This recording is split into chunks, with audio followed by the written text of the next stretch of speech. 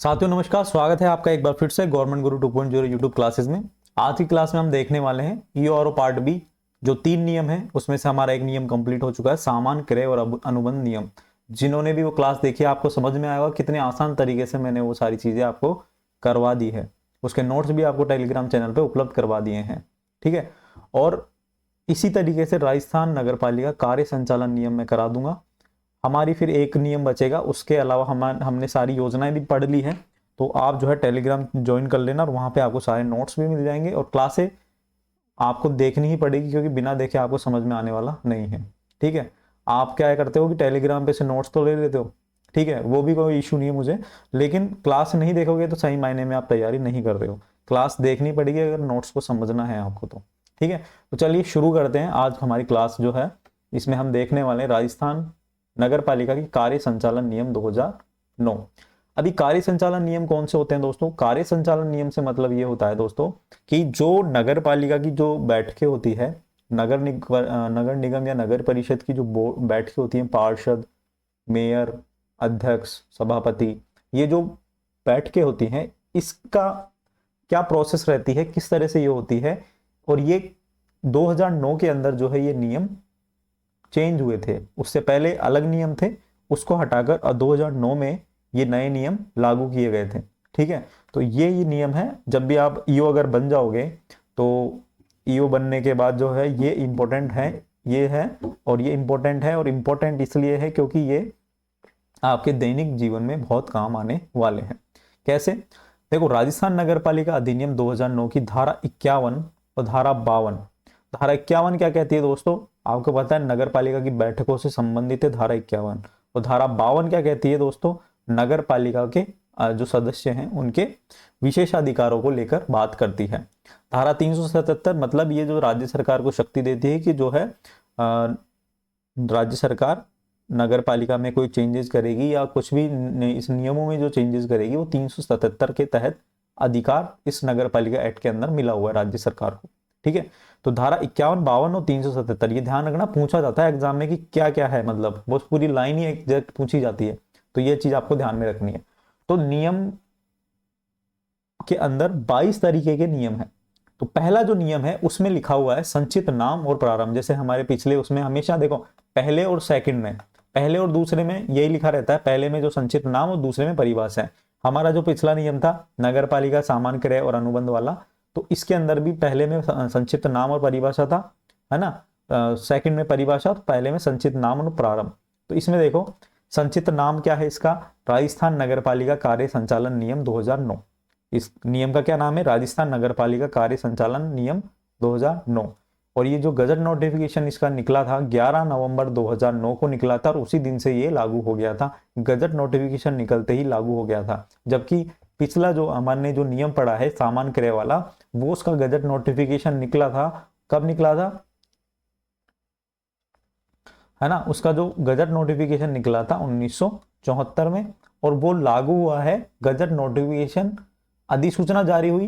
देखो उसमें क्या था, मैंने है ना कमेंट करके भी बताया था, किसी ने पूछा था, अधिसूचना जारी हुई थी, उसके बाद गजट नोटिफिकेशन निकला था और एक लागू हुआ था। ठीक है, गजट नोटिफिकेशन निकलने के तुरंत बाद ही लागू हो जाता है, लेकिन उस नियम के अंदर लिखा हुआ है कि गजट नोटिफिकेशन निकलने के 1 माह बाद ये लागू किया जाएगा। ठीक है, इस तरह से वो फरवरी में जब नोटिफिकेशन निकला था गजट नोटिफिकेशन, तो वो मार्च से लागू हुआ था। ठीक है, ये आपको यहाँ पे क्लियर हो गई होगी चीज। ठीक है, और इसमें क्या लिखा हुआ है कि गजट नोटिफिकेशन निकलने के साथ ही ये लागू हो जाएगा।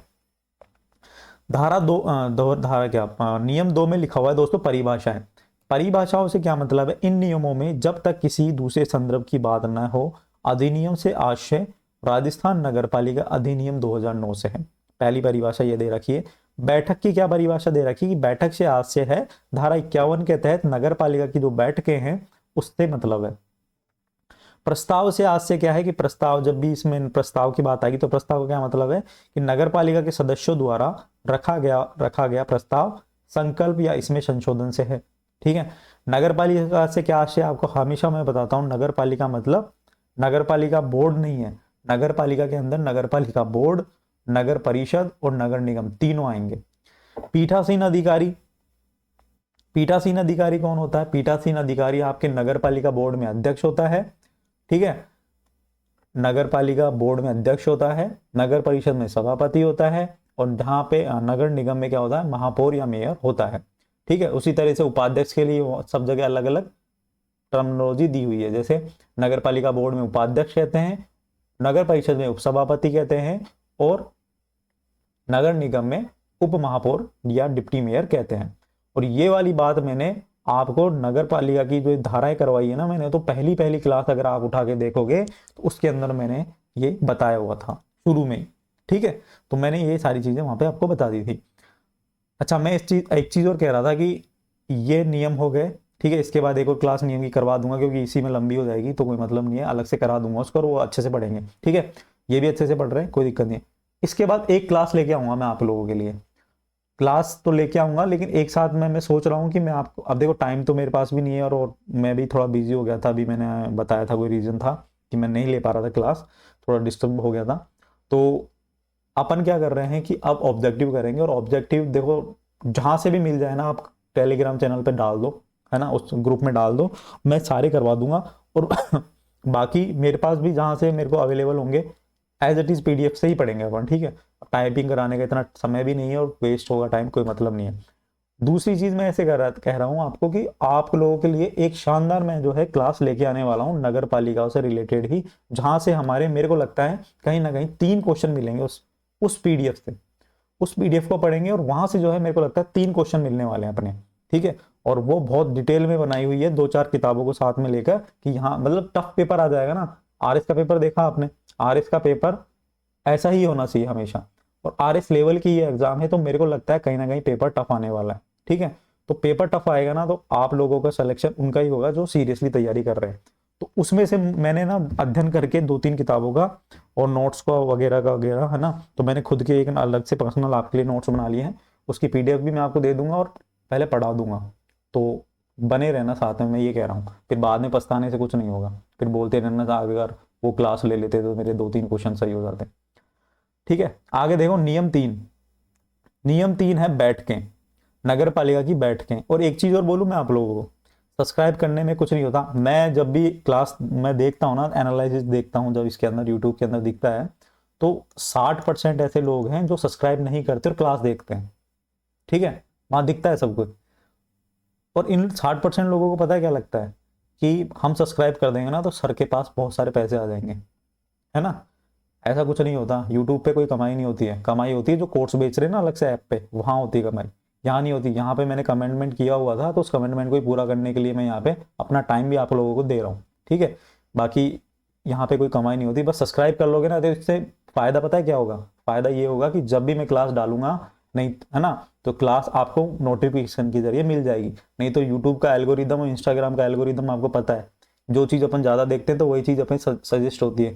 जब आप क्लास जो है सब्सक्राइब करोगे तो इसको चैनल को सब्सक्राइब करोगे तो आपके वहाँ नोटिफिकेशन आ जाएगा। नहीं तो उन जो आप जो वीडियोस देखते हो ना, तो उसके अंदर ही वो कहीं ना कहीं वो वीडियो सजेस्ट नहीं होगी आपको, ठीक है। तो वो ध्यान रखना कि सब्सक्राइब कर लेना, सब्सक्राइब करने से कोई पैसे वैसे नहीं आएंगे मेरे पास, है ना, कुछ कमाई नहीं होती, मैं सीरियसली बता रहा हूँ, है ना, ये ध्यान रखना। अब 2-3 मिलियन व्यू तो आएंगे नहीं, सीधी सी बात है, तैयारी करने वाले लाखों लोग हैं, जिसमें से 2-3 हजार लोग जो देखेंगे, तो 1000 रुपये भी नहीं आएंगे, सीरियसली बता रहा हूँ। लेकिन पैसे की बात है ही नहीं, बात है कि आप तक सही टाइम पर सही चीज पहुंच जाए, बस वो बात है, और कोई बात नहीं है, ठीक है। नहीं भी पढ़ोगे तो मेरा तो क्या ही लोगे, पढ़ाई करोगे तो आप लोगों के फायदा है, और नहीं करोगे तो भी आप लोगों को नुकसान होगा, मेरे को तो कुछ फर्क पड़ेगा नहीं, ठीक है।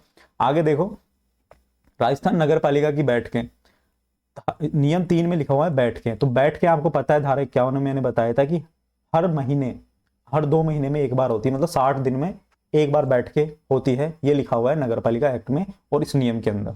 तो एक तरह से 12 महीने होते हैं, 12 महीने होते हैं तो 2 महीने में एक बैठक, तो 6 बैठकें होंगी, 6 साधारण सभा की बैठकें होंगी कम से कम, अधिकतम कितनी भी हो सकती है लेकिन कम से कम 6 होंगी, ठीक है। और अत्यावश्यक और लोक महत्व के मामले में अध्यक्ष कभी भी बैठक बुला सकता है। धारा 51 में अपन ने पढ़ा था कि अध्यक्ष को पावर है कि कभी भी वो बैठक बुला सकता है। और उसके अलावा भी हम बात करें, उसके अलावा भी कम से कम 1/3 सदस्य, जो 1/3 सदस्य हैं, वो अगर रिटर्न में अध्यक्ष को बोलते हैं कि अध्यक्ष साहब बैठक बुलाना जरूरी है, बैठक बुलाई जाए, और लिखित में ये बैठक बुलाते हैं तो विशेष बैठक इसको कहते हैं। और विशेष बैठक जो है उस रिटर्न में जो कागज दिया जाएगा 1/3 सदस्यों द्वारा, तो अध्यक्ष क्या करेगा, 7 दिवस के बैठक अंदर अंदर 7 दिवस के अंदर अंदर बैठक बुलाएगा। अगर अध्यक्ष किसी भी रीजन से उस बैठक को नहीं बुला पाता है तो 7 दिवस खत्म हो जाएंगे, और 7 दिवस खत्म होने के बाद जो है 10 दिवस के अंदर अंदर 7 दिवस खत्म होने के बाद 10 दिन के अंदर अंदर मुख्य नगर पालिका अधिकारी उस बैठक को बुलाएगा। किसको, विशेष बैठक को। सॉरी, ठीक है। तो ये ध्यान में रखना है, विशेष बैठक बुलाने का जो प्रथम दायित्व होता है वो अध्यक्ष का होता है। पूछा जा सकता है सीधा सीधा, ये लाइन सुन लेना, प्रथम दायित्व किसका है, तो अध्यक्ष का है। और अध्यक्ष तभी बुलाएगा जब 1/3 सदस्य अनुरोध करेंगे, है ना, लिखित अनुरोध।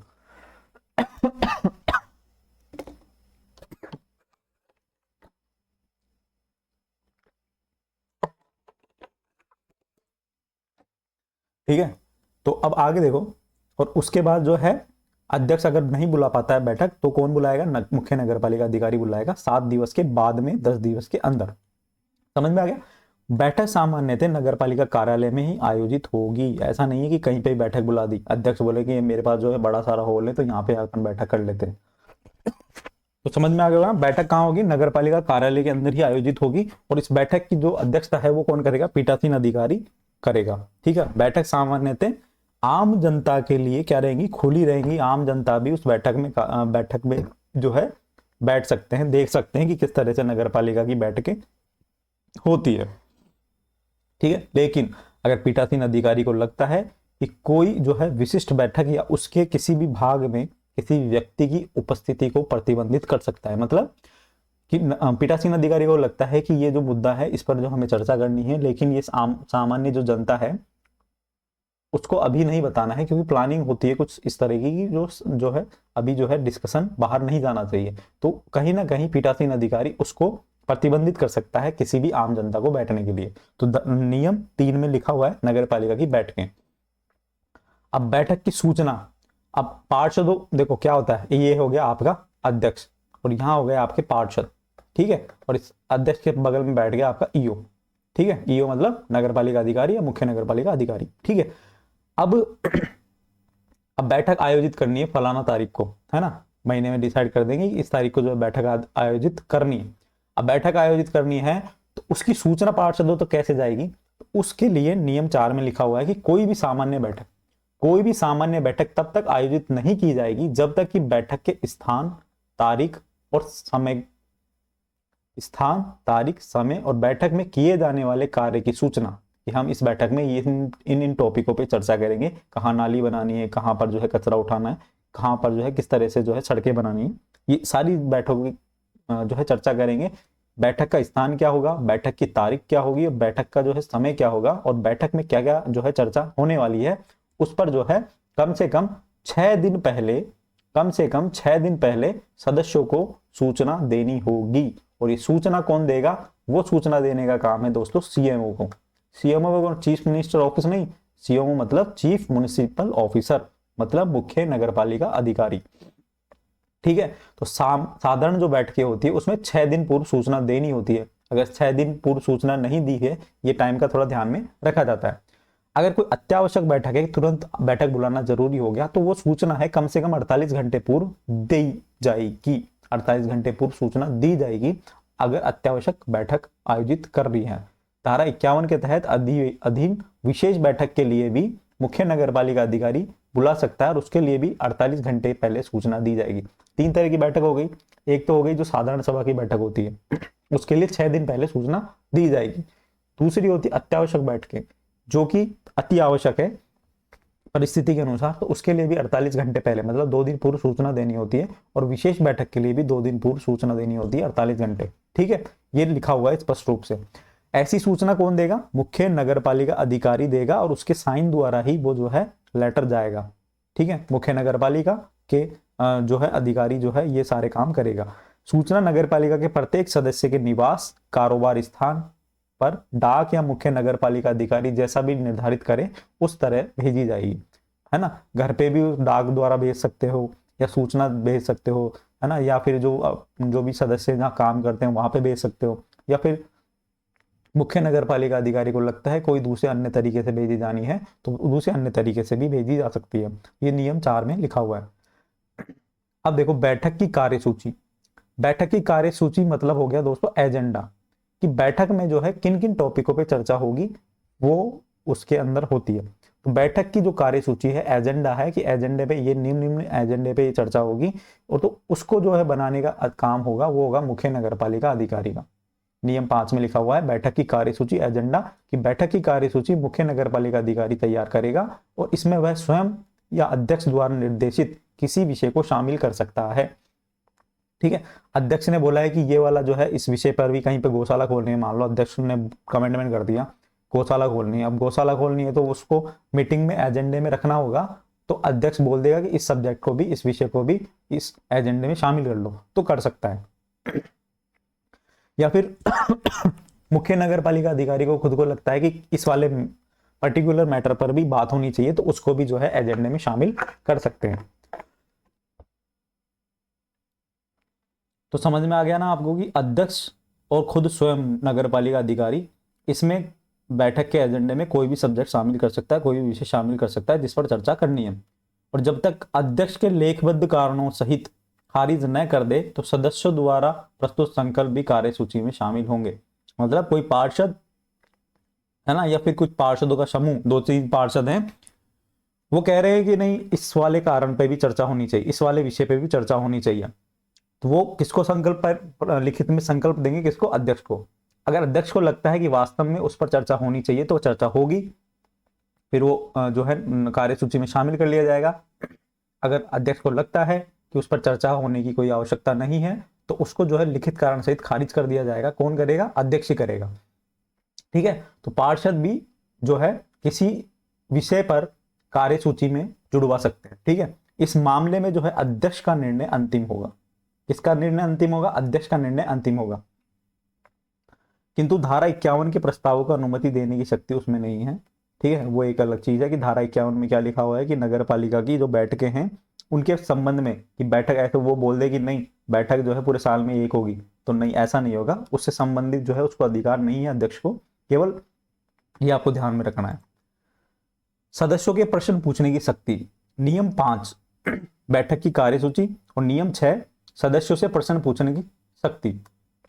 कोई भी सदस्य नगर पालिका के प्रशासन से संबंधित विषयों पर प्रश्न पूछ सकता है। जैसे हमारे विधानसभा में प्रश्न पूछते हैं ना, तारांकित और अतारांकित प्रश्न, उस तरीके से यहाँ पे तारांकित और अतारांकित तो नहीं होते, लेकिन सामान्य जो प्रश्न है, जो कोई भी पार्षद को लगता है कि इस विषय पर जो है किसी सदस्य से प्रश्न पूछा जाना है या अध्यक्ष से प्रश्न पूछा जाना है, तो अध्यक्ष 15 दिन के भीतर भीतर लिखित में जवाब देगा और अध्यक्ष से जो है प्रश्न पूछा जा सकता है। सदस्यों के प्रश्न पूछने की शक्ति तो कार्य संचालन नियम 2009 के अंदर नियम 6 के अंदर लिखा हुआ है कि अध्यक्ष से प्रश्न पूछा जाएगा और अध्यक्ष जो है उसका जो जवाब देगा वो 15 दिन के अंदर अंदर ले देगा लिखित रूप में। ठीक है, लिखित रूप में जवाब देना है, मौखिक रूप में जवाब देने की कतई आवश्यकता नहीं है। मान लो किसी कारण से अध्यक्ष जवाब नहीं दे पाया तो अगली बैठक तक जवाब नहीं दिया जाता है, तो अगली बैठक में मौखिक रूप से जवाब देना होगा। यहाँ पर ये चीज ध्यान में रख लेना कि 15 दिन के अंदर लिखित जवाब दे देता है तो बहुत बढ़िया है, नहीं दे पाता है तो जब भी नेक्स्ट बैठक होगी तब लिखित में नहीं दिया ना उसने जवाब पहले, तो अब मौखिक रूप से देना पड़ेगा। ठीक है, तो सदस्यों को पावर दी गई है, सदस्य प्रश्न पूछ सकते हैं किसी भी विषय पर लेकर। धारा 7 मतलब नियम 7 बैठकों की गणपूर्ति। बैठक जब ही आयोजित होगी, जैसे अपन ने देखा था ना 1/10 जो है गणपूर्ति होती है, अपन ने जो है इंडियन पॉलिटी पढ़ते हैं तो इसके अंदर देखा था 1/10 जो है क्या होती है, गणपूर्ति होती है किसी भी बैठक के संचालन के लिए। इसी तरीके से नगर पालिका की बैठकों का आयोजन तभी होगा जब गणपूर्ति कितनी होगी, 1/3, 1/3 सदस्यों के बराबर अगर गणपूर्ति होती है तो बैठकों की आयोजित की जाएगी। नियम 7 में लिखा हुआ है। बैठक जो नियम है वो 8 क्या कहता है कि गणपूर्ति के अभाव में बैठक का स्थगन। मान लो किसी बैठक में 1/3 सदस्य नहीं आए, ठीक है, बैठक नहीं होगी, फिर है ना, आपको पता है बैठक नहीं होगी, फिर बैठक का क्या करेगा, स्थगन करना पड़ेगा। मतलब आज बैठक में सदस्य नहीं आए हैं तो अब उसको नेक्स्ट डेट के लिए पोस्टपोन करना पड़ेगा, स्थगन करना पड़ेगा। यदि बैठक के लिए नियम समय के 1 घंटे बाद मान लो 14 फरवरी को सुबह 10 बजे, प्रातः 10 बजे AM बैठक होनी है ना। मैं एग्जांपल देता हूं आपको। 14 फरवरी बैठक होनी है तो सुबह 10 बजे। 14 फरवरी को वैलेंटाइन डे है, सभी पार्षद वैलेंटाइन डे बनाने गए और गणपूर्ति नहीं हो पाई 1/3, ठीक है। अदरवाइज मतलब ना, समझाने के लिए बता रहा हूँ, गणपूर्ति नहीं हुई किसी भी कारण से, बैठक में जो है सदस्य उपस्थित नहीं हुए सुबह 10 बजे। अब 11 बजे तक जो है जितने भी सदस्य आए हुए हैं वो क्या करेंगे, गणपूर्ति नहीं होती है 11 बजे तक, है ना, और 11 बजे तक वेट कर लिया, 1 घंटा वेट कर लिया, और 1 घंटा वेट करने के बाद भी अगर और जो सदस्य आए हुए हैं वो और 1 घंटा मतलब 12 बजे तक वेट करने के लिए राजी नहीं होते। 1 घंटा तो वेट कर लिया, अब मान लो वो सदस्य जो आए हुए हैं वो बोल रहे हैं कि अब बैठे तो ना रहेंगे, हमें भी जाना है वैलेंटाइन डे मनाने, तो 12 बजे तक वेट करने के लिए राजी नहीं है और 1 घंटा जो है वेट करने के लिए तैयार नहीं है, तो पीठासीन अधिकारी क्या करेगा, जो उपस्थित हुए ना वहां पे सदस्य, उनकी सहमति से बैठक की अगली तारीख फिक्स कर देगा, बैठक की अगली तारीख फिक्स कर देगा और समय निर्धारित कर देगा। जो वहां पर जो लोग आए हैं, जो सदस्य आए हैं, उनकी सहमति से अगली डेट रख देगा बैठक के लिए। तो 8 में लिखा हुआ है। 9 में क्या लिखा हुआ है, बैठक में रखे गए प्रस्ताव और संकल्पों पर निर्णय। नगर पालिका की बैठक में विचार हेतु रखे गए सभी प्रस्ताव और संकल्पों पर उपस्थित और मतदान करने वाले सदस्यों के एक मत या बहुमत द्वारा निर्णय लिए जाएंगे। बहुमत मतलब साधारण बहुमत 50+1, 50% +1, ठीक है, ये ध्यान रखना है। और ये जो है, अगर मान लो किसी संकल्प पर मत समान हो गए, समान मत हो गए, इधर भी जो है 25 हो गए, इधर भी 25 हो गए, तो पीठासीन अधिकारी निर्णायक मत देगा। जैसे विधानसभा अध्यक्ष, लोकसभा अध्यक्ष निर्णायक मत देते हैं, उसी तरह से ये हमारे नगर पालिका का जो पीठासीन अधिकारी है ये भी क्या देगा, निर्णायक मत देगा। तो ये ध्यान रखना, जो नियम 9 है निर्णायक मत की बात करता है और बहुमत के आधार पर जो है कोई भी संकल्प पास करने की बात करता है। नियम 10, मतदान के लिए प्रस्ताव रखने का तरीका क्या है। मतदान के लिए प्रस्ताव रखने का तरीका क्या है। इससे पहले मैं आप लोगों को एक चीज और कहना चाहता हूं कि बहुत सारे कमेंट आए थे, सर राजस्थान पॉलिटी करा दो, इंडियन पॉलिटी करा दो। दोस्तों समय नहीं है, आप अपने सोर्स से पढ़िए। सबसे बड़ी बात है सोर्स चेंज मत करो। आप जो किताबें, जो नोट्स पिछले 1 साल से 6 महीने से पढ़ते हुए आ रहे हो उनको ही पढ़ो, ठीक है। और ज्यादा से ज्यादा इस टाइम में, अब मुश्किल से 40 दिन बच रहे हैं, ज्यादा से ज्यादा क्या कर सकते हो, अगर आपको कुछ एडिशन करना है तो अभी एक्स्ट्रा किताब तो पढ़ नहीं सकते, नोट्स का रिवीजन पे रिवीजन करो। प्लस एक मैं पर्सनल सजेशन दे रहा हूं, किसी को बताना मत बाहर, ऑब्जेक्टिव निकालो जितने हो सकते हैं उतने। और ऑब्जेक्टिव आपके नोट्स से अलग कोई फैक्ट अगर दिखता है तो आप उसको एक पेज पे लिखो इस तरीके से और उनका रिवीजन मारो, नोट्स में ऐड करते जाओ वहीं पे। इसके अलावा कोई दूसरा विकल्प मुझे इतने कम समय में नजर नहीं आता। देखो ईओ की एग्जाम के बाद भी बहुत सारी एग्जाम होने वाली है, पटवार, video, first grade, second grade. मैं आप लोगों को ये कह रहा हूं कि इंडियन पॉलिटी और राजस्थान पॉलिटी या इंडियन ज्योग्राफी या राजस्थान ज्योग्राफी, ये इतना अच्छे तरीके से मैं आपको करवा दूंगा अगर आप लोग राजी रहोगे तो, ठीक है। इतना बढ़िया तरीके से कि कोई सा भी एग्जाम हो, आरएस का एग्जाम हो। अभी देखा था राजस्थान पॉलिटी, इंडियन पॉलिटी कैसे प्रश्न आए थे आरएस के अंदर, उस लेवल की तैयारी करा दूंगा। क्यों? क्योंकि मैंने जो है पेपर देखा है तो वो मैंने पढ़ा है इंडियन पॉलिटी, राजस्थान पॉलिटी बहुत अच्छे से, और मैंने पॉलिटिकल से और ज्योग्राफी से एमए भी किया है, ठीक है, दोनों से एमए करा हुआ है। बहुत बढ़िया तरीके से मैं पढ़ा दूंगा और सारी जो चीजें हैं आपको क्लियर हो जाएगी। आप आरएस से लेकर कांस्टेबल तक का पेपर उठा के देख लेना, सारे क्वेश्चन आप कर दोगे। लेकिन अभी मैं करा देता, बट अभी मेरे पास टाइम नहीं है दोस्तों, उसके लिए मैं आपसे क्षमा मांगता हूँ, ठीक है। आप लोग जो है अभी पेपर दो, अभी नोट्स पे, और अभी नोट्स वगैरह चेंज मत करना। दूसरा करंट अफेयर के लिए मैं बता दूं कि करंट अफेयर का दोस्तों मैं पीडीएफ डाल दूंगा, सम्यक की सारी मैगजीन डाल दूंगा, ठीक है। करंट अफेयर भी मैं नहीं करवा पाऊंगा तो मैगजीन आप पढ़ लेना, मैं डाल दूंगा आजकल में, टेलीग्राम ज्वाइन कर लो, पूरी पीडीएफ डालूंगा, ठीक है, कोई दिक्कत आपको नहीं आएगी। तो अब आगे देखो, नियम 10 क्या कहता है, जब कोई प्रस्ताव मतदान के लिए रखा जाएगा तो पीठासीन अधिकारी सदस्यों को हाथ खड़ा करने को कहेगा और पक्ष विपक्ष के मतों की गिनती करेगा। मतलब मतदान करने का क्या प्रक्रिया है, कोई भी मतलब मान लो कोई प्रस्ताव आया और प्रस्ताव पे कुछ सहमत है, असहमत है, मतदान कराया जाएगा वहां पे जो भी पार्षद बैठे हैं। पीठासीन अधिकारी पीठासीन अधिकारी बोलेगा कि आप लोग इससे सहमत हो, जो जो सहमत है हाथ खड़ा करे, तो ऐसे हाथ खड़ा कर देंगे, तो फिर काउंटिंग हो जाएगी उनकी, ये 50 जन हैं, ये सहमत हैं। और जो विपक्ष में है वो बोलेंगे हम नहीं है सहमत, तो उनको उनकी काउंटिंग हो जाएगी। फिर देखेंगे बहुमत मिल रहा है तो उसको पास कर देंगे, नहीं मिल रहा है तो उसको रहने देंगे।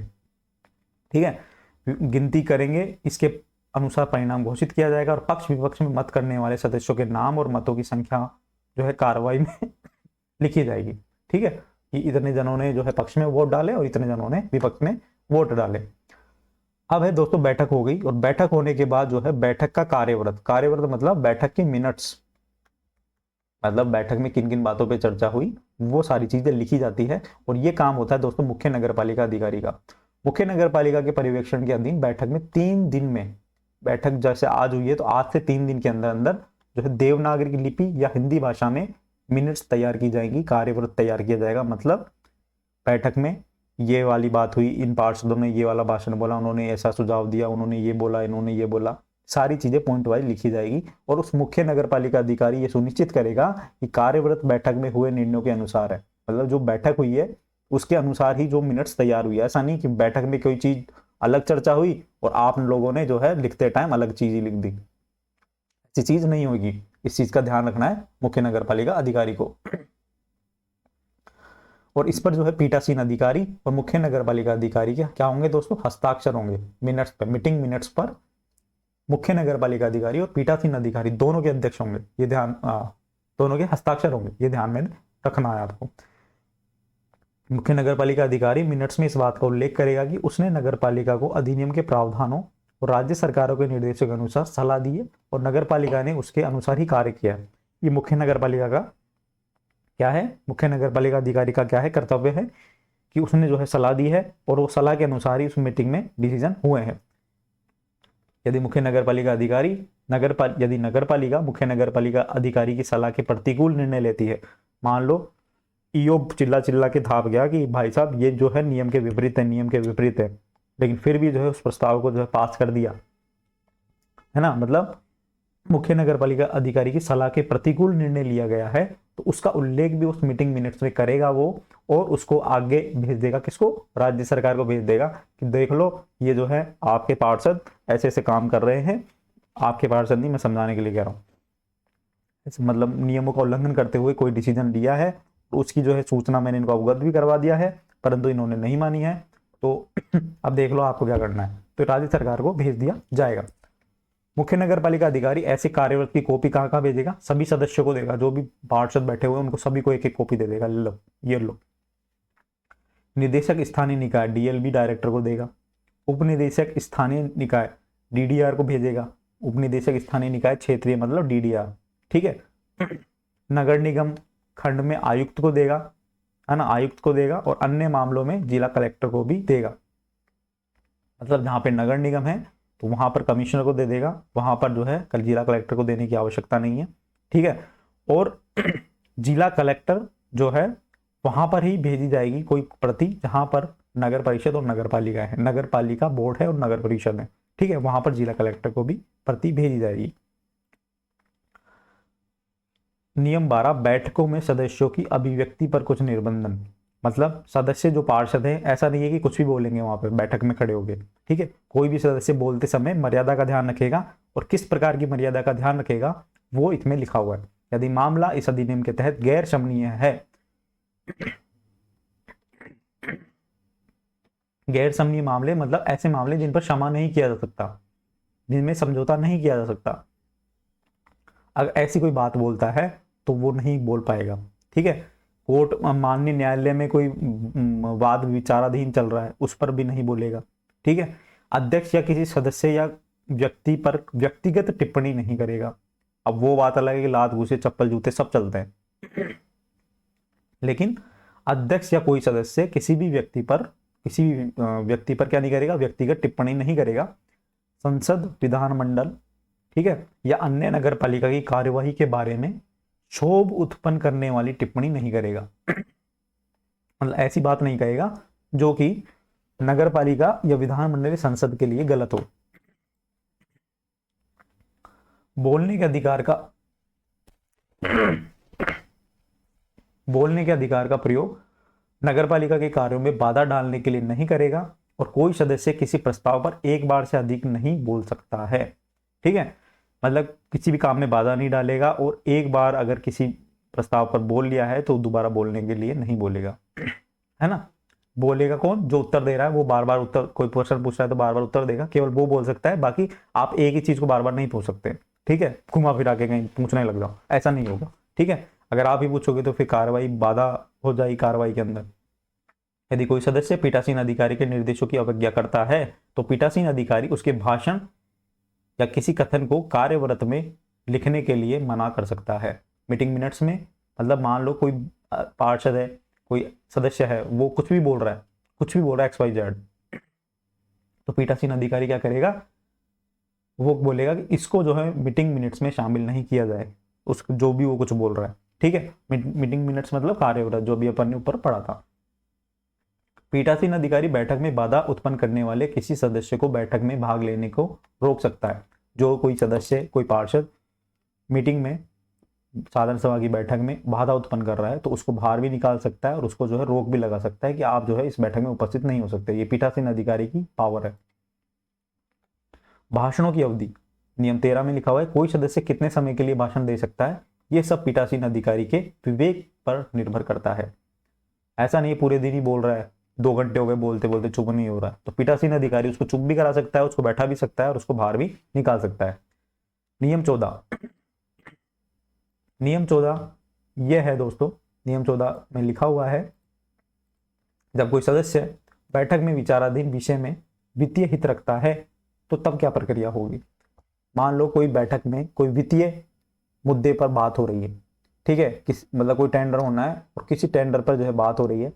अगर मान लो कोई सदस्य, अध्यक्ष खुद, कोई सदस्य है, कोई अध्यक्ष है खुद, कुछ पीठासीन अधिकारी है, अगर उस वित्तीय मामले में प्रत्यक्ष या अप्रत्यक्ष रूप से अगर वो शामिल है तो उसको जो है वित्तीय हित रखता है, अप्रत्यक्ष रूप से या प्रत्यक्ष रूप से, तो उस विषय पर वो मत नहीं देगा, ना विचार विमर्श करेगा, है ना, वो शामिल ही नहीं होगा एक तरीके से। ठीक है, तो मतलब मान लो अगर आप खुद का हित है, वित्तीय हित है, तो आप खुद के फेवर में बोलोगे ना, सिंपल सी बात है। तो इसलिए उसको जो है वहां पर प्रतिबंधित किया हुआ है धारा, ये नियम 14 के अंदर। पीठासीन अधिकारी अभिलिखित करने के बाद किसी भी सदस्य को इसके बारे में ऐसा विश्वास हो कि मत देने और विचार विमर्श में भाग लेने पर प्रतिबंधित कर सकता है या सदस्य से ऐसी अपेक्षा कर सकता है। यदि अध्यक्ष स्वयं ही ऐसे हित रखता है तो उपाध्यक्ष बैठक की अध्यक्षता करेगा। मान लो वित्तीय हित खुद अध्यक्ष के ही वित्तीय हित है तो उपाध्यक्ष फिर बैठक की अध्यक्षता करेगा और जो है पीठासीन अधिकारी उसमें अध्यक्षता नहीं करेगा। ठीक है, और उसके पास वही सारे पावर होंगे जो पीठासीन अधिकारी के पास होते हैं, ये ध्यान में आपको रखना है। नियम 15, दिनों के कार्यों का क्रम। दिन के कार्यों का क्रम, दिनों का नहीं, दिन के, पूरे दिन में क्या क्या काम करने हैं उस बैठक के अंदर, उसकी जो है कार्यसूची के अनुसार वो चीजें होंगी। तो ये ध्यान रखना, नियम 15 में पूरे दिन में क्या क्या काम होने हैं उस बैठक में, उसकी एक सूची होगी और वो सूची जो है कार्यसूची के अनुसार होगी। नियम 16, बैठक में किए जाने वाले कार्य। कार्यसूची में शामिल नहीं किए गए किसी विषय पर पीठासीन अधिकारी की अनुमति के बिना विचार नहीं किया जाएगा। पूरे दिन में, पूरे दिन के अंदर, उस बैठक के अंदर जो जो कार्यों पर चर्चा करनी है वो उसके लिए एजेंडे बनाया हुआ है कि ये सब्जेक्ट, ये विषय इस एजेंडे में शामिल करने। लेकिन फिर भी मान लो कोई ऐसा सब्जेक्ट आ गया है जिस पर जो है चर्चा करनी जरूरी है तो पीठासीन अधिकारी की अनुमति के बिना उस पर विचार नहीं किया जा सकता। अगर विचार करना है तो पीठासीन अधिकारी की से क्या लेनी पड़ेगी, सहमति लेनी पड़ेगी। यदि पीठासीन अधिकारी समझे कि कोई प्रस्ताव या कार्य लोकहित में आवश्यक है तो उपस्थित सदस्यों के 3/4 बहुमत के ऊपर विचार करने की अनुमति दे सकता है।